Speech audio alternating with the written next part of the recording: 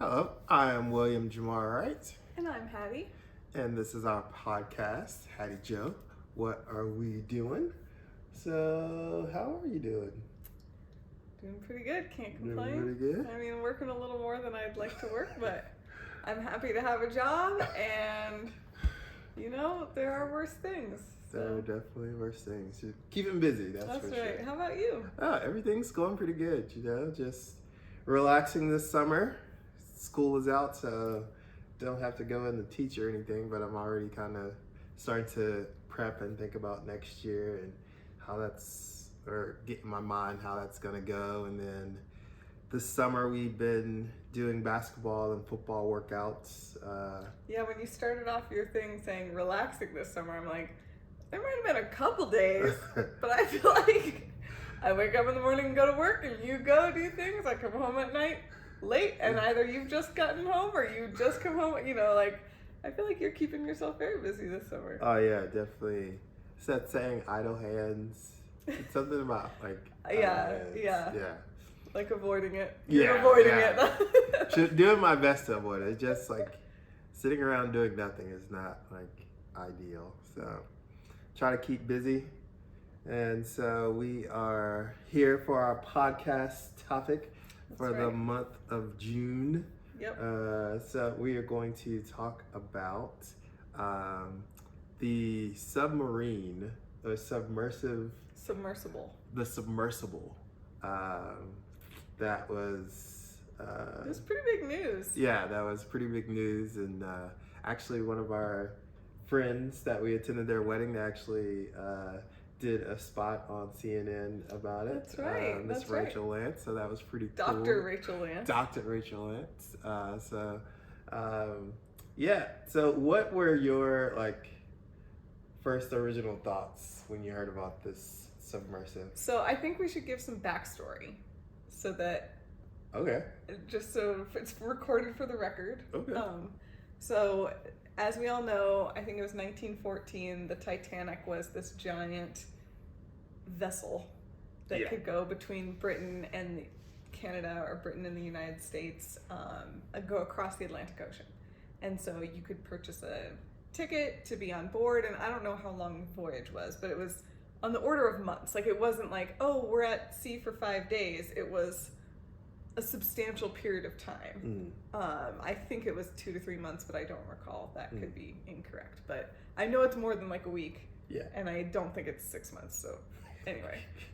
Anyhow, I think it was the maiden voyage, the Titanic. Yeah. Was it the maiden voyage? Yeah, it was definitely the maiden the maiden voyage, and it's in the papers. It was this big thing of biggest ship, it's a big deal. Yeah. And it ends up striking an iceberg and taking on a bunch of water and sinking to the bottom of the ocean with a lot of deaths. So there was a lot of people on board that weren't able to get out in time, and there's many reasons, and I don't necessarily know that we need to go into all that, but the point is there's this giant shipwreck at the bottom of the ocean right off of Newfoundland. So that's a Canadian province, and it's very deep. I think it's 1,400 feet deep. I know it's really, really deep and not very deep. It's super deep. Is the big. If there's one thing to take away, it's that it's super deep. Yeah. So that was 2014. Fast forward to 2023. There's because it's 2023 right now. Would you say 2014? Sorry, that was 1914. Yeah. Yeah. Fast forward. Keep fast forward. Several more decades to get to 2023. And so do you want to give a little bit of background about what recently happened, or do you want me to? You keep going with it. Okay. I feel like you're on a roll here. So I don't remember the name of the company, but it's something like Ocean Gate or something. There's a company that this guy, do you know the name of the company?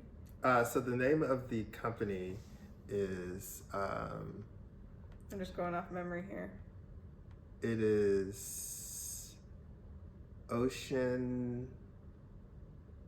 I think it's Ocean Gate. Yeah, it's Ocean Gate. So anyhow, the CEO of Ocean Gate is this guy named Stockton Rush, and he's super into deep sea voyage exploration, all this stuff. And so he's created this submersible, which is still not clear to me the difference between a submarine and a submersible. But I think, we'll get into that. But anyhow, he's created this submersible and he names it the Titan to go see the Titanic.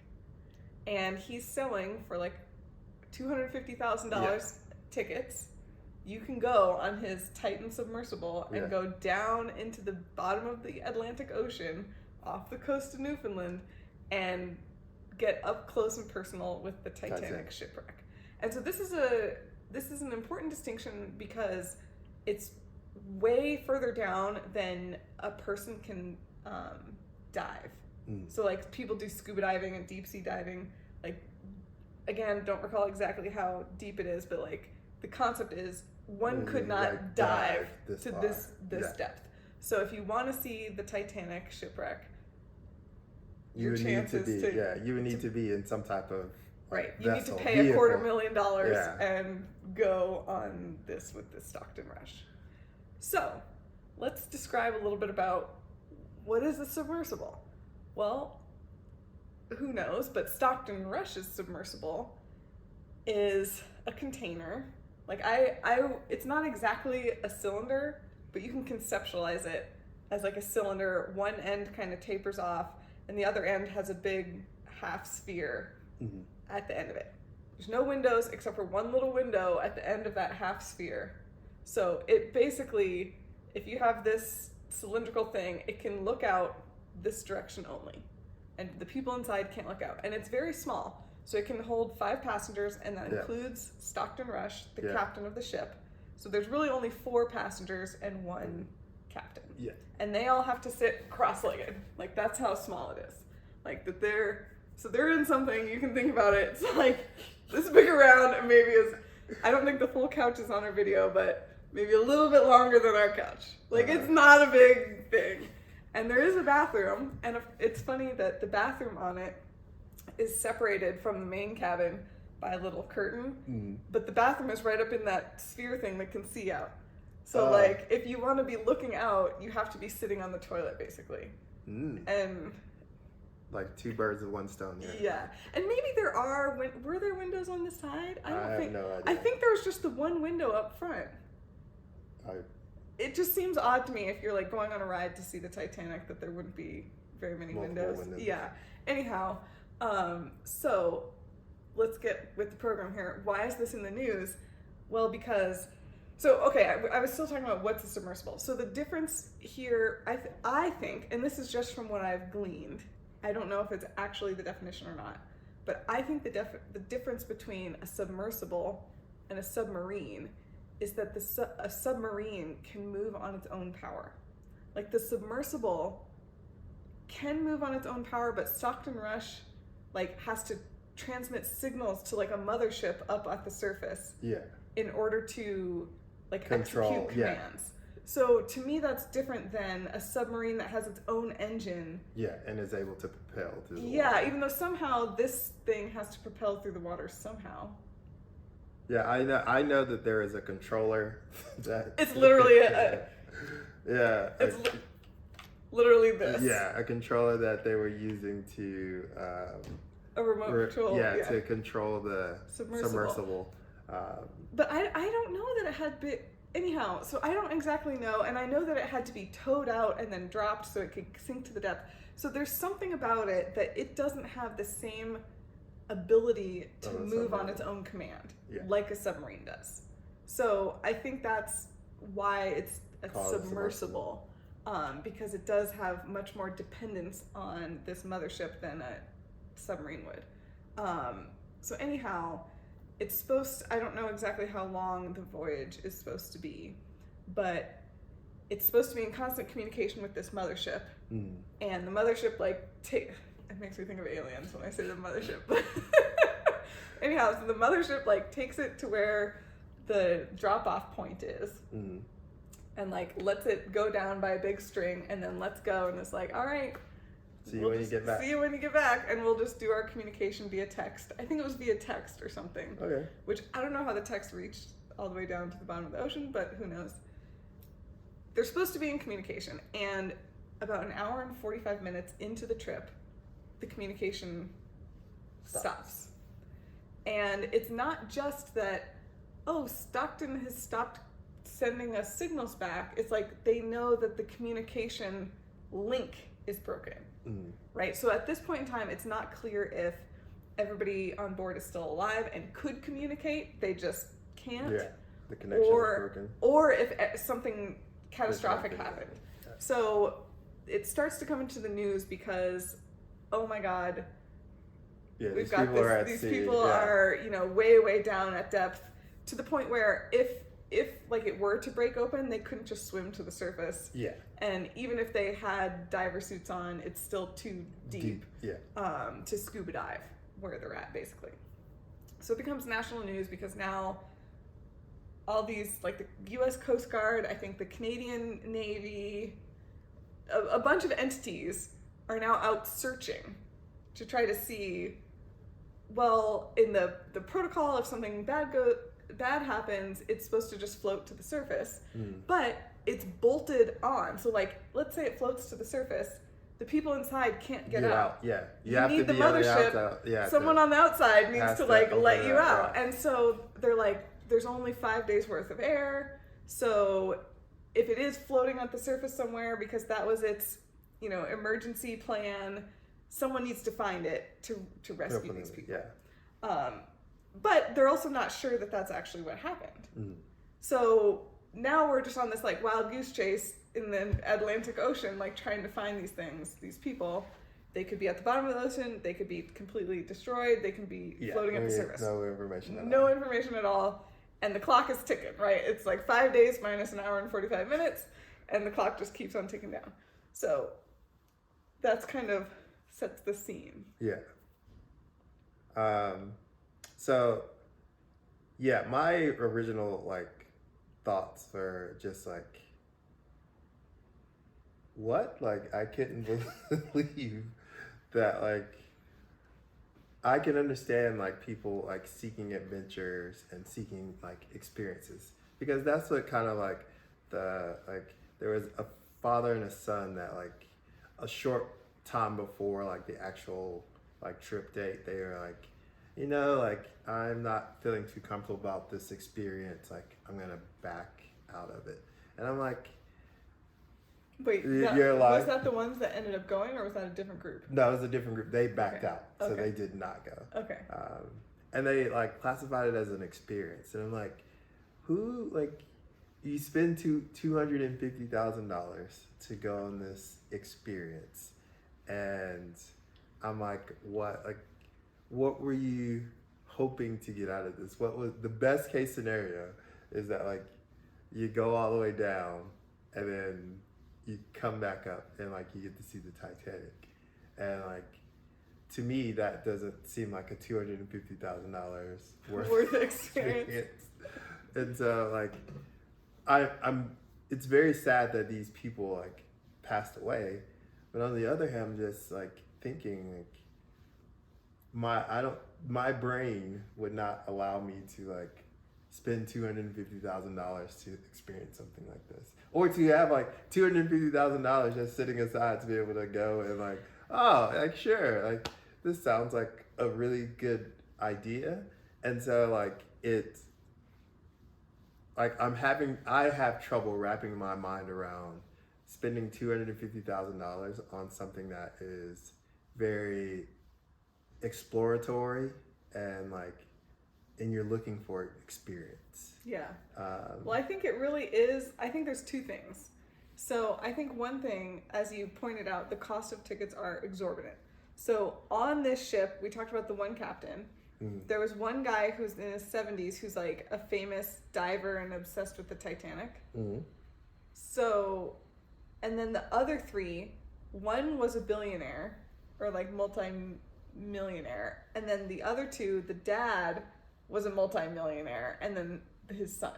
Yeah. So it's one of those, when you think about, like, like, we have some friends where we exchange Christmas gifts and we're like, what do we get this person? Like, they have everything they could ever want and need, and anything they might ever want and need, they could buy themselves, you know, like, so I feel like once you get to a certain level of, like, uber rich, you get to this point, like, and I don't want to say anything negative, but I think it is kind of human nature that you want to show the world, like, why do rich people wear, like, super, super nice clothes that cost hundreds of thousands of dollars when you could get, like, the next level down, which is essentially equivalent in how nice it is, and it's only $100 or $2, you know what I mean? Like, they do that because they have nothing better to spend their money on, and they like to show their status. Mm-hmm. So I think it's one of those things of, like, this is a status thing. This is a status thing. Like, I am so rich, I can afford to just drop $250,000. So the other thing is too, then there's also this sense of adventure, right? Mm-hmm. People jump out of airplanes, a perfectly good airplane. Yeah. I'm sure when we were at the Royal Gorge and my brothers and I did that giant swing thing, everybody was like, why would you do this? Like, what if the cable breaks? Like, now you're going down 1,000-foot gorge. Like, this seems like a bad choice, but it's just an adrenaline rush, a sense of adventure. Like, why did Magellan go search for South America, not knowing if any America existed, right? Like, some people, like Hunter has always said, like, if there's a chance to go to Mars, like, I'll go to Mars, I'll colonize Mars, like, see you people never, like, I might die on Mars, but that's the choice I'm willing to make, you know, like, some people just but I would, and I would definitely say that, like, am I into it? No. I honestly would refute the idea that, like, this is some type of, like, status symbol, like, that, like, they're doing this to, like, show off. Oh, like, I have this money, and I want to show off to the world that, like. Interesting. And why would you refute that? I would refute it because, like, this doesn't. Why do you have 25 yachts when you can only ride one butt can only be on one yacht at a time? Like, but that's different. Like, that shows that, like, that shows the world you're super rich. Like, yeah, but, like, this doesn't show the world that I don't. It does. Like it's very exclusive. How many people have gone down to see the Titanic? 12. But I don't think that's a. It's like exclusive, right? It may be exclusive, but, like, I don't see this as, like, a status symbol of going down to the. And I can see why some people would think like, it's hard for me to wrap my mind around. Oh, like, they're doing this for, like, clout, or, like, they're doing this for. I definitely see the sense of adventure. Mm-hmm. Well, I think it's kind of. I agree that I'm getting the sense that we're going to agree to disagree on this point, but I really feel like, yeah, it's a sense of adventure, and jumping out of a plane is only $500, and I've already done that 10 times. Like, what's something else I could do? Mm-hmm. Oh, I can go down and see the Titanic. Like, no one can. There's only 12 people, 15. I don't know the actual number, but I know that Stockton. This wasn't his first voyage to see the Titanic, but at $250,000 a ticket, I don't think he's been making hundreds of voyages. Yeah. So I think that the number of people who can say that they've had this experience is extremely small. And my opinion would just be that that's part of the draw. There's the sense of adventure and then the sense of exclusivity. But anyhow, so needless to say, it doesn't end well. You know, like, it's really sad, but I feel like accidents happen all the time. And there, as we kind of alluded to, there was discussions of, are they at the surface and need to just be let out with the submersible? Did they sink to the bottom, or did something else happen? Mm. And throughout the rescue, there was all sorts of, like, questions, but I think a lot of the scientific community was like, either they floated to the surface and we can't find them, or they've imploded. Like, there's really only two options. Mm-hmm. And if you think about, like, if you're blowing up a balloon and you just blow and blow and blow, eventually the pressure gets so great inside the balloon that the walls of the balloon can't it can't hold. And so what happened is the exact same thing, except instead of the pressure being high on the outside, the pressure is high, for the balloon, the pressure high on the inside, the pressure is high on the outside. Mm-hmm. And so this vessel just the walls of the vessel couldn't withstand the force of the pressure. And so it did the opposite of an explosion, it imploded. So the only, like, shining silver lining here is that this is a catastrophic, like very quick. Like if you're on the vessel, you're not knowing that this is happening. Like this isn't something where you hear something and you're like, oh no, is something bad about to happen? Like it's milliseconds. Oh, like it's a quick. Yeah, from like everything being fine to like everything being like life has ended. So there was not any suffering, is what I'm trying to say. So to me, I feel like that's horribly sad. But I feel like even worse would have been like floating to the surface and nobody finding them in time, and they've all like, you know, really suffered. So anyway, so and that's part of what. So in addition to just this being like a shock horror value, that's why it's on the news. Apparently, this Stockton guy made his submersible out of carbon fiber, and there's now coming to light all sorts of correspondence, like written correspondence between him and other companies that also make deep sea diving vessels, with these other people being like, don't make it out of this material, this is a bad idea, I'm concerned about your safety, you haven't done tests to show that this is safe, da da da da da. And then, like for instance, what Dr. Rachel Lance was interviewed on TV about, she explained why this carbon fiber material is a really poor choice for deep sea diving material. And she basically explained like it's made of the material and then layers of epoxy, and under repeated cyclic fatigue loading, which every time you go down to pressure and then come back up to the surface, you've just done one cycle of like a lot of pressure back to no pressure, and you do that a couple times like he's done on his 2 or 3 voyages he's made before, and then the epoxy starts coming apart because it just is not made to handle cyclic loading of that nature. And so there's a lot of there's a flaw in the material in trying to use it to do this. Correct. It's just a poor choice to use this material for this application. It's used a ton in airplane systems because the pressure change is not nearly as large, and you're going the other direction. So the highest amount of pressure it feels is when it's at the Earth's surface, and as you go up in the air, you lose pressure. Whereas here, the lowest pressure you'll feel is at the Earth's surface, and it only gets more. So anyway, now it's kind of, at least in the scientific community, I wouldn't call it a scandal, but it's just, how was he allowed, right? There's no regulations on submersibles, right? Like, how was he allowed to make all these choices, not do any testing, you know, to prove that this is a safe thing and market it to people? Yeah, and get other people to And so, and there were some design engineers that had worked at this company and quit 2 years ago because they were trying to tell him like, we need to use something different, this is not a good design, and he's like, this is what we're doing. So anyway, to me that makes it even more sad because it's like, this feels like it could have been prevented. Oh, it definitely could have been prevented. I mean, beyond just someone making a different choice, like, I'll choose a different adventure. Well, like, right? But it seemed, I feel like from what I understand, like, it wasn't like any type of regulated, like, submersible, like, he couldn't get it certified, like, because those things don't exist. How many submersibles are there? But right? It's not like even a thing. But there are companies that definitely like certify and give you like, hey, there are companies that like will tell you, is this a safe vehicle to take underwater, and like how deep would it or be? at the bare minimum you could hire someone like my company to do an independent safety assessment.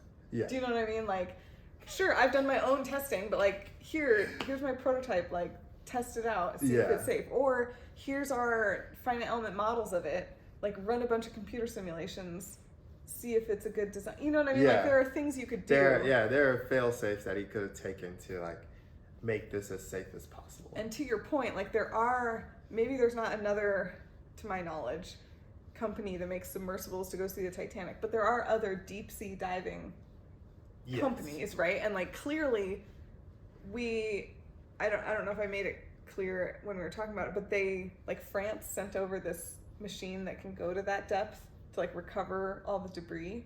Oh, really? So like, clearly the engineering exists. We know this material can withstand the pressures, right? We've made a bunch of unmanned vehicles that have gone down to the Titanic numerous times, right? So it's not something new to human knowledge of like what materials are good materials to choose and what designs are good designs to choose. So yeah. Anyway, what I kind of geeked out. I've been following this a lot because of the like the science. And so it's been just interesting for me, but I'm curious what kind of drew you to this? Well, I just like, so I'm interested in, because first of all, I can't wrap my hand around like making choose to do this. Yeah. And like to have this experience of going down to see the Titanic. And I've kind of like, this is kind of like a side story to it. Like I've seen people on like social media, they have been like, hey, this is a tragic story, and like people shouldn't be making fun of this, and like people shouldn't be like laughing about this. Like this is not something to like make fun of, or like this is not something that you should be able to get a laugh out of. And I like don't know if I agree with that. Like I definitely think that this is something that like, while it is like really sad that like the 5 people lost their lives, and like I think the decision that they made, like there are a lot of like steps that like, it's like, really, like this. I would love to know what they were thinking before they decided to go on this, because like this doesn't seem like a safe practice. This doesn't like, nothing about this logically seems safe, or like, and when people do like unsafe things and like make make what seem like to me illogical decisions, like I can see somebody being like, I can see where the comedy can come into that.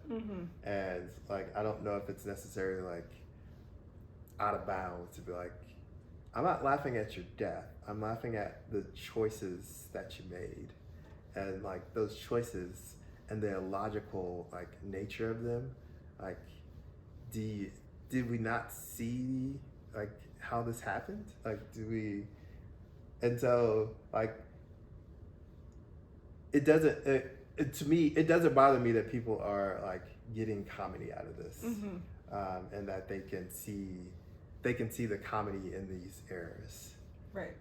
Well, I kind of agree with you. Like, I think it's human nature when things are, like, it's human nature to make fun of things. Yeah.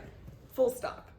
But I additionally feel like when things are a certain level of horribleness, like, what else can you do but laugh at certain aspects, of course. Yeah. None of us are out here saying anyone deserved this fate. None of us are out here saying, like, shaming these people, or, you know, like, but all of us can appreciate like the absurdity of life in general, and this is just another example in the millions of examples.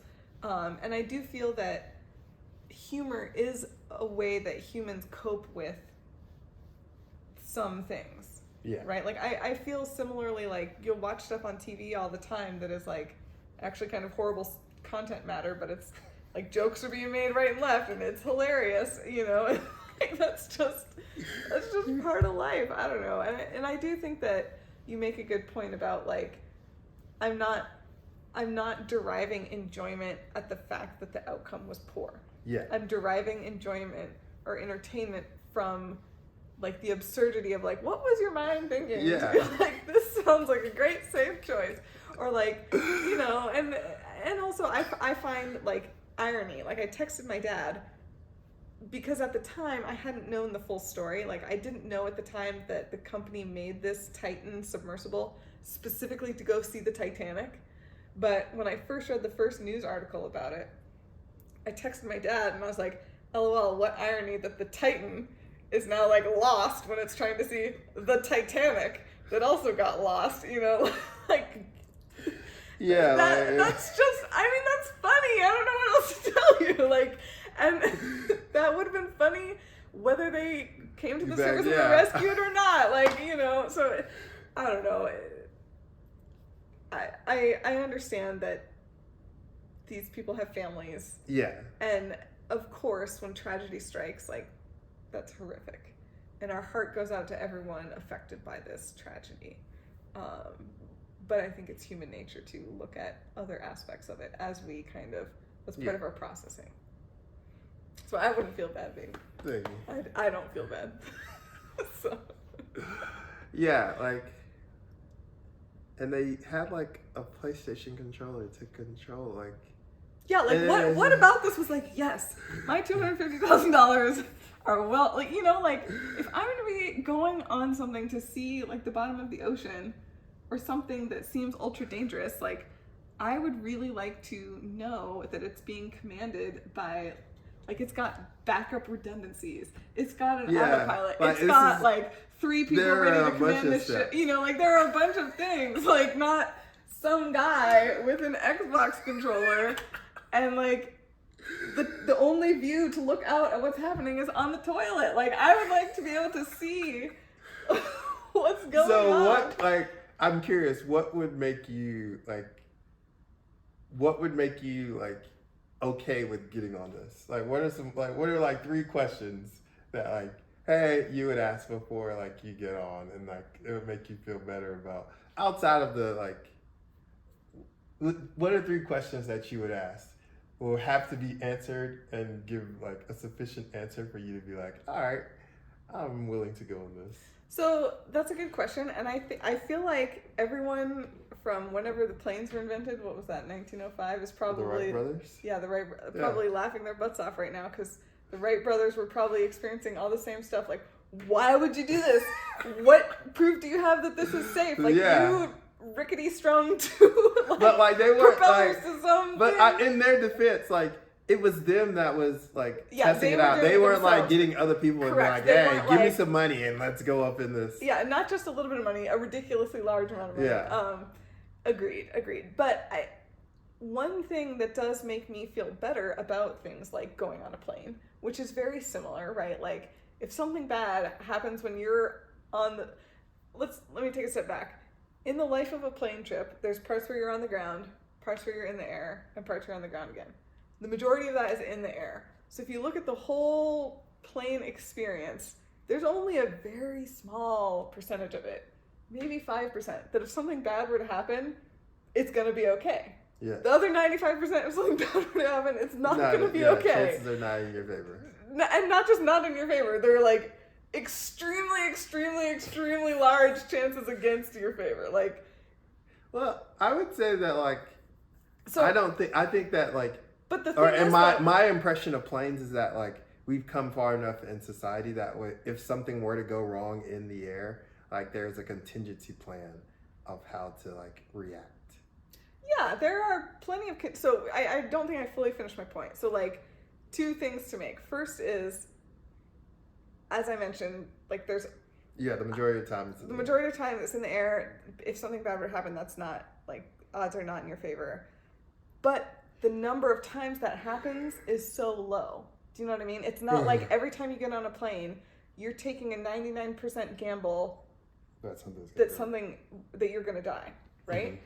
And that's because there's been so much testing and development, and it's happened so many times that actually you're less likely to die traveling by plane than you are by car. Like car crashes kill more people than plane crashes. Mm-hmm. So it's more...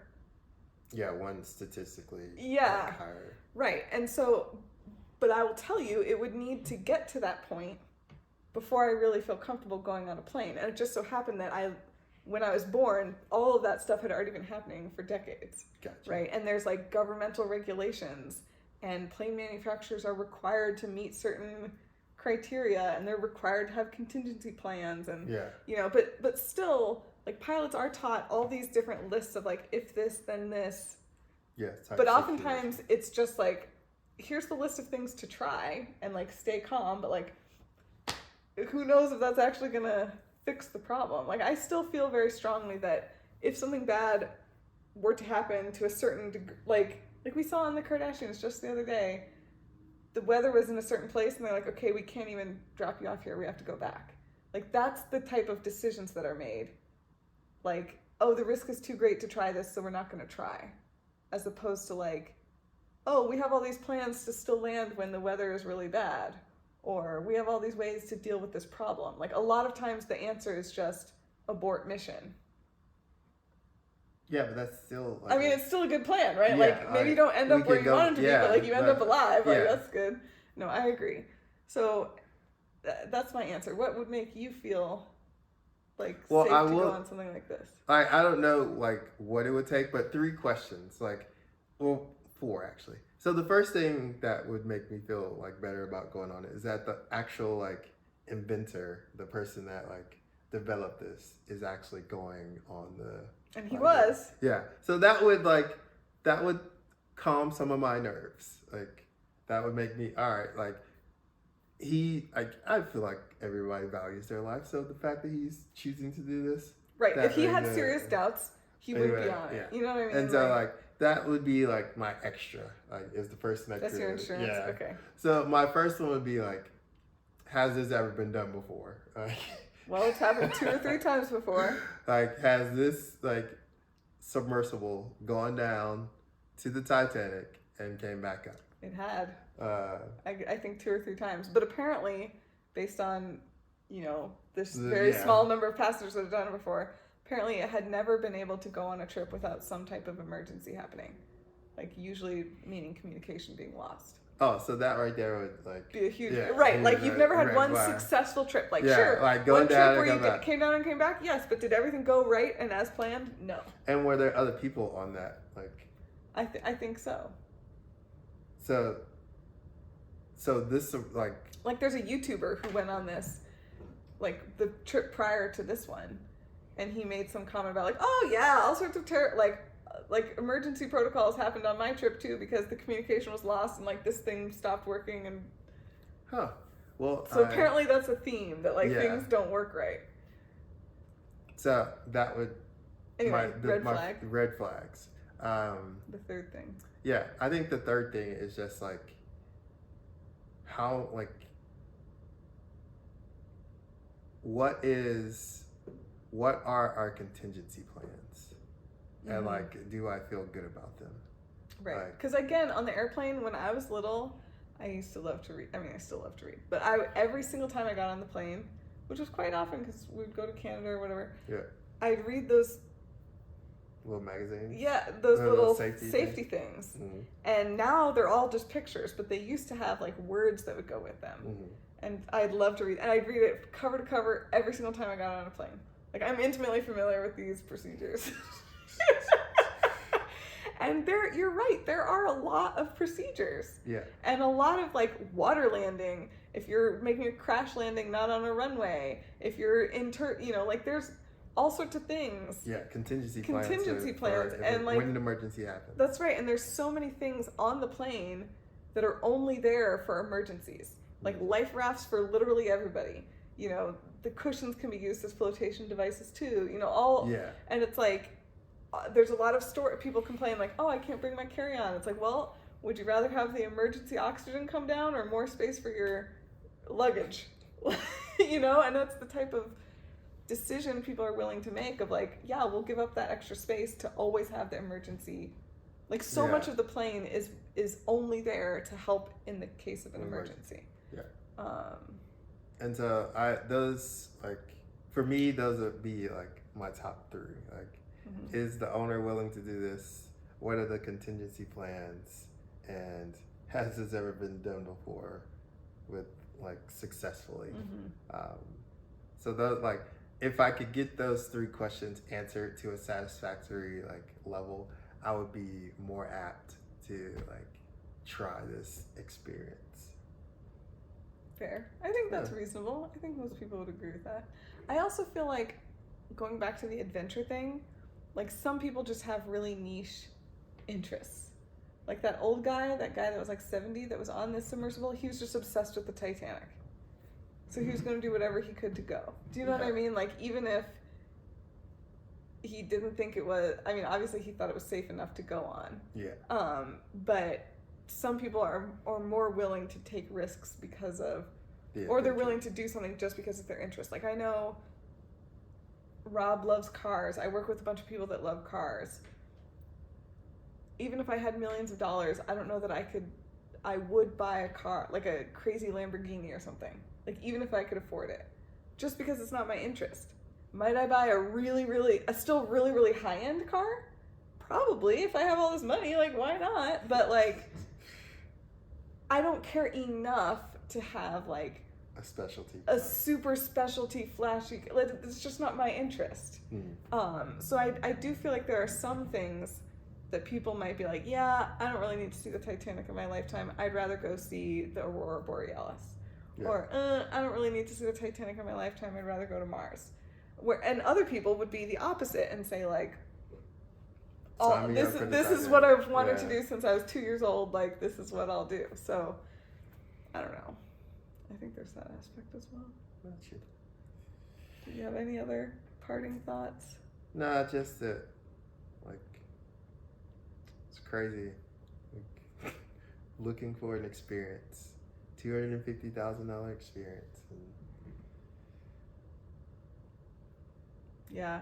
What's really sad to me too is that it was supposed to be, you know how it's the mom and the dad and the son? It was supposed to be the mom and the dad. And the mom at the last minute didn't feel comfortable going, so she like gave her spot to her kid. Yeesh. All right. Sorry to end on such a sad note. No, the reality is they made the choice to go on there. Well, that is what we were doing. Deuces. Until next time.